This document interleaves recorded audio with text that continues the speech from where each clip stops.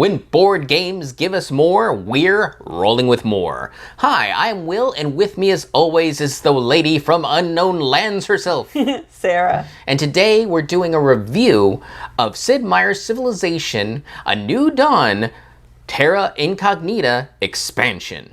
That's a lot. That is a lot. Sarah, tell us a bit about this expansion. All right. This expansion adds a way to explore the map rather than have it static from the beginning. It also adds governments, armies, new leaders, and fifth player components. All right, let's briefly go through the major things that this expansion changes.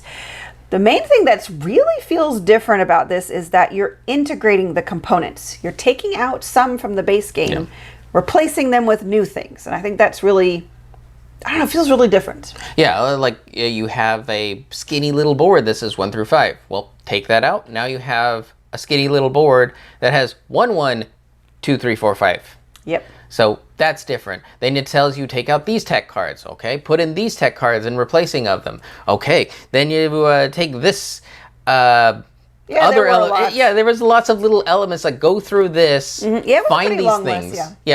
Find these wonders, take those out, replace them with these wonders. Okay, and it just kept doing that. Yep. So speaking of the map, so the map in the base game, you set it up static. It's static at the beginning. I mean, like the first game, it tells you how to set it up with certain tiles. And then from there, you can play randomly, but you create the map from the beginning. In this, you only pick a few tiles randomly to make like a core, and then each person's going to add their star tile, which is where their capital is, to an outside edge. So it gives you some space between players. Yeah, it's smaller than what you start with in the other one. And then from there, you can use either your caravan or your new army, which we'll talk about in a moment, to get to an edge and explore. It's just part of what you can do with that piece. And you can add a new tile, and there's rules on how it has to touch, like, I think, was it 4 or 3? It has to touch several. Yeah, it has to take 4 different spaces. Yes. One of them has to be from where you explore from. Exactly. So there are limits, and it can only get so big because it can only be attached to a tile that has a star, so a capital on it. So it's not going to grow like really, really big because it can only attach the original star spots. But it is very interesting, and the great thing is when you explore, if you want to have movement, you can keep moving onto that new tile. So that's really interesting. Yeah, speaking of maps, you also get fort tiles, and these are tiny little hex tiles, and that's other things that get added to the map. Yeah, so now there are forts that you can take over, and that also leads into fort victory cards. So in the base game, you only have 3 goals. You have to do 1 on each goal card to win. Well, now you have to do 4, but there are 2 fort victory cards where you control 1 or you control 2. So you're going to actually have 5 cards out there for goals at the end of the game. So that adds a new interesting twist, and it acts kind of like a city-state for you. Yeah, that means you can completely ignore one of the agendas and just focus on this more direct competition. Yes. Because that's what the forts kind of add in for those people who really want it, but they don't want to be attacking each other's capital. It's this kind of third-party area in which we've all agreed that's where all the fighting should happen. Right. And the interesting part is you can play without the fort victory cards if you want and just use the original 3 goal cards, but you can still keep the forts in as something that you can utilize in the game. All right, so there is a whole new set of technology cards called Growth, and they help you put out a new type of control token called districts. Each district has a different icon that relates to one of the different technologies, and they have different effects. So when you're using that growth card and activating it, most of them are put out or move a district, and there's a lot of rules on where that can be placed and when they are activated. Yeah, this ties into this dial that triggers certain events, and the districts are how your empire kind of generates a lot of stuff. Yes. So it was neat to see a representation of that actually get put out on the map. Yep, that was really cool. You are also going to replace all of your military cards because you are no longer having that nebulous, abstracted military that Will didn't really care for. Empire amorphous. Yeah. Now you actually have army units, and I believe you can get up to 2. Yes, get up to 2. 2. So you start with 1, and it's actually a figure that you move around on the board. So all the military cards now operate that army, and it controls where you can actually attack, and the card that you upgrade will also then control the strength and a lot of parameters around what you can attack and how it can move and things Military like that. makes sense to me now. Yeah, it was a big improvement for Will. Yeah. All right, leaders. They added some leaders, and they also added a unique focus card that replaces one of the technology cards. So it's basically taking whatever that leader was probably good at or was known for, and it'll be a very specific, like it will replace military level 2 or culture level 4, and then it will be different than what was basic. Now you can still choose the basic version if you want, but you can also now choose that. And if you get a level 1 card, then you can put it into play right at the beginning of the game. Yeah, because it really depends on when the leader was in power, what era of humanity determines when their special technology really can hit. Yeah. Because some could be in the very final 4th round, so it might be hard to get to see. But every leader will still have a passive, you get bonuses for fighting in this terrain type of ability. Yeah, you still have the oversized card that gives you a benefit. Yeah. It's just now you have another uniqueness, asymmetry aspect. And the last main thing that it added, because it did add wonders and some other things, is governments. So they're also on that dial when it ends the round or begins the next round. It can trigger a change in government. These government tiles, you're going to pick a specific one that is in one of your 2 1 slots. So either the first or second 1 slot. And you can put the corresponding government on it. And what it does, it makes that card more effective. And it either is 1 or 2 power to the right. So, so am I saying that right? Oh, yeah. So when you activate one of these technology cards, you look at what slot it is in. Right. That's how powerful it is. So therefore, the further left, the lower the number, the less powerful it is. The further to the right, the more powerful it is. So if you're, say, in slot 2 and you have the government tile on it, depending on what type it is, it could act as if it was in the 3rd or the 4th slot, making it more powerful. And so you could activate it earlier than having to wait for it to get to the 5th slot. Now, if it gets to the later slots, it can't be any more powerful than 5. Right. So that is just, you can't make it any more powerful than that. But it allows you to activate things in a different order. Yeah, a slight little note that I saw that I really liked is when it's time to add governments, there are specific governments that are connected to each of the 6 cards.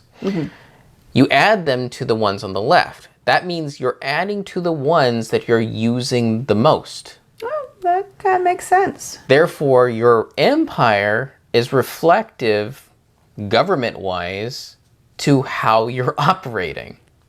Yeah, I didn't even think about that. Yeah, it was just a neat little thought that I had when saying, like, that is really good game design. Yes, very good. Okay, so that covers the major aspects of what this expansion adds to the game. Let's go over the 2-player experience.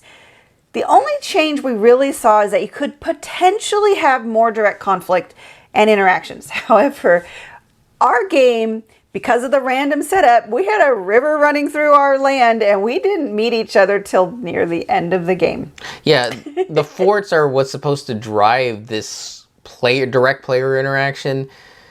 But a river does stop a lot of stuff from happening. Yeah, you really have to develop a lot of technologies to be able to move past that river. And you did it before me, but when you came over, you were more interested in the diplomacy cards. Yep. So you weren't coming to attack me. You were coming to say, hello, I'd like to get a card from you so I can do things better. Buy my stuff. Right? Here's the caravan coming through. Yeah. So But with everything that it offers, it could potentially make the game more direct head-to-head in a two-player game than the base game was. Right. But the other thing it can add is a little bit more specialization in a certain style of play. In the first base game, I felt, well, I really just had to do a little bit of everything. In this game, I felt, because of like the government tiles allowing me to activate stuff, I didn't have to wait till it got to the most powerful to get the most powerful effects. I could really focus in on a few things, and that's how I won. I used economy more and actually made the game faster. True. So that does offer that the two players can become even more specialized in doing whatever it is you want to do. Yes. Okay, so let's move on to accessibility. Has the same issues with the small text and the small icons. They didn't change the graphic design. They didn't change the graphic design. So it didn't get better. It didn't get worse. Yeah. The rules, though, because it's adding so much, it is more complex. I mean, now you've got two rule books to look at, and you've got to be careful. If you're looking up something military, you got to make sure, okay, am I looking at the new expansion rulebook because the base game rules don't apply to military anymore? But then it's like, well, if you got a wonder question, is this an expansion wonder or is this a base game wonder? I don't know. Let's look both places. Yeah, their approach to everything became very patchy. Yeah. And that's what gives a big stumbling block, because civilization games, you tend to need to look up certain rules because you're like, that situation has never happened before. Right. And here it is. So it's always, where is it? So I kind of wish they had taken the rules, did the whole, this is what you have to replace. Now here's a rewritten rule book. Yeah, yeah. Because that would have been a lot easier to use than this, I don't know where to look. Yeah. Do I look here first? Okay. I look through everything. No, now go back to here. Here it is. Or I start here, but really I should have been looking here. That's where the big accessibility issue comes in. Agreed. Well, let's talk about how it changed our opinions. There's so much more to do, which is a good thing. We like that. Yes. We like that. It does make things more complex, so that's kind of the double-edged sword. But with, like you were saying earlier, with so many things to do, you don't have to just generalize everything. You don't have to do a little bit of everything. I mean, you still kind of, but there's more possibilities of activating the cards you want when you want to do them. Yeah, the openness made the play styles a little bit more distinct, and like you said, it takes off that generality. Yeah. And that's what I like to see with a civilization game. I like to feel like my empire feels different than yours. Agreed. And this definitely leans into that. Yep. It also played faster. Because I'm surprised. Well, I think it's because you could activate certain cards sooner than you would otherwise. You could really pursue a concentrated thing, which means that you could get to it faster. Whereas in the base game, you're like, oh, well, that's still only on the third spot, but I need it at fifth, so I have to do these other things to move them out of the way. So you kind of had to do filler turns in the base game sometimes, which took longer. Yeah, cut the fat off. Yeah, here there's no fat. You can get straight right through to what you want to do.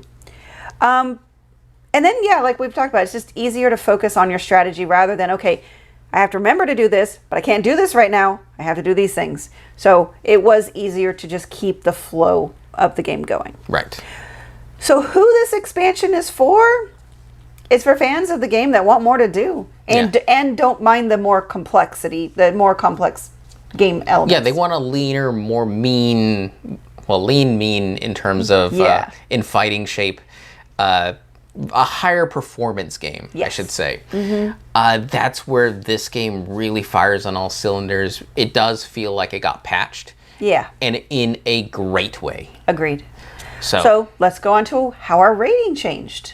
All right. So when we started out, our ratings were 4 for each of us, actually. Yes. Making it 8 out of 12. Sarah, did that change with this expansion? See, did it change? It did. It changed to a 5.